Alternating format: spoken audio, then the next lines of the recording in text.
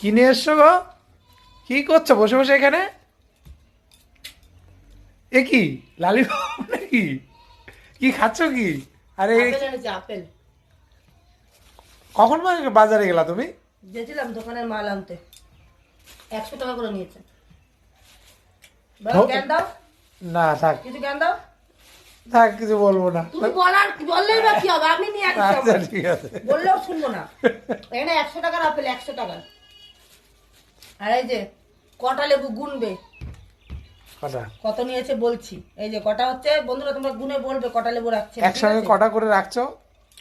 এই তো দেখো, এই যে দেখে তো রয়েছে একটা ওখানে। এবার ঠিক আছে, গুনার তো সময় দিতে হবে এগুলো না। কটা নিয়ে, এগুলো কত নিয়েছে জানো? কত? 50 টাকা এতগুলো লেবু। এতগুলো বলতে একটা খেয়ে দেখেছো না, না দেখেই নিয়ে চলে এসছো? তোমার এইসব কথা শুনো না, সত্যি বলছি। রাগ ধরে, বিশাল রাগ ধরে, হ্যাঁ। আচ্ছা ঠিক আছে, তাহলে কটা হলো এখানে লেবু কটা? আচ্ছা লেবু বন্ধুরা, কটা লেবু হলো এখানে তোমরা অবশ্যই কমেন্টে জানিও। এতগুলো লেবু কিন্তু 50 টাকা নিয়েছে।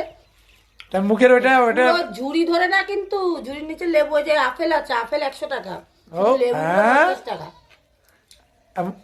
হ্যাঁ, এবার কথা বলো, মুখের থেকে ওটা বের করো।